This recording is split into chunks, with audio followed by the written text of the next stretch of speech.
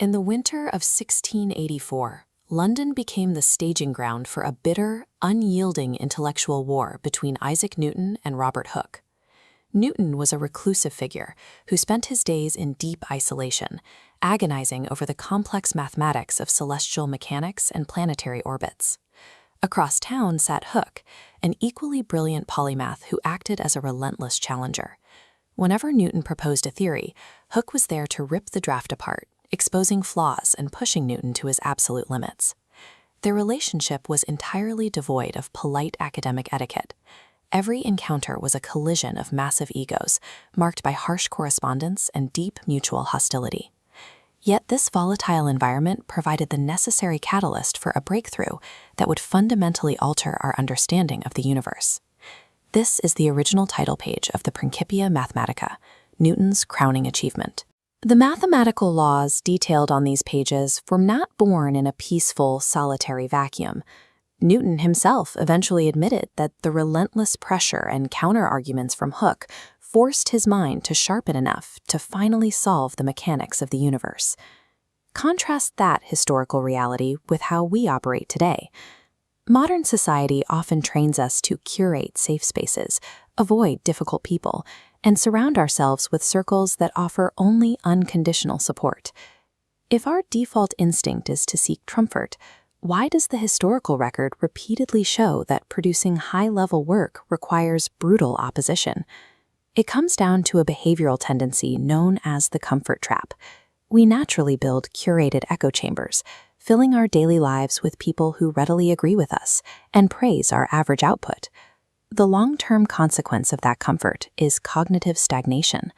Because the brain is highly efficient, it conserves energy whenever possible. When your environment lacks friction, neuroplasticity slows down. You are giving your brain zero evolutionary reason to adapt or improve. A frictionless environment may successfully protect your feelings, but it does so by allowing the problem-solving pathways of your brain to atrophy. In the 1950s, psychologist Dr. Leon Festinger decoded the mechanics of this phenomenon through his research on social comparison theory. This visualization illustrates Festinger's core finding. Human beings are rarely capable of calibrating their mental standards in a vacuum.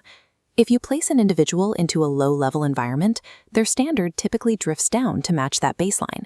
But look at the mechanism of upward comparison. When placed among uncompromising peers, they are forced to elevate their performance to meet the new, rigorous baseline. This mismatch between your current ability and a higher standard triggers an acute state of cognitive dissonance in the brain.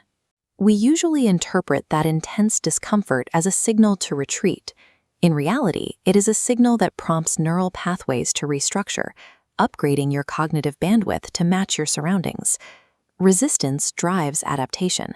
Soft environments allow for cognitive ease, while persistent pressure forces the mind to meet a higher standard of performance. Audit your own daily inputs. Look closely at the people in your professional circle, the structure of your digital feeds, and your closest friends. Are you actively seeking out rooms that expose your blind spots, test your discipline, and demand a higher standard of thought? Or have you carefully constructed a pillow fort of yes men, designed specifically to protect a fragile ego at the direct expense of your competence? We spend our lives seeking peace, often overlooking the fact that what we actually need to grow is a forge. Newton and Hooke secured their place in history because they refused to let each other stay dull. They weaponized their friction. It proves the reality of an ancient proverb that cuts straight through our modern illusion of comfort.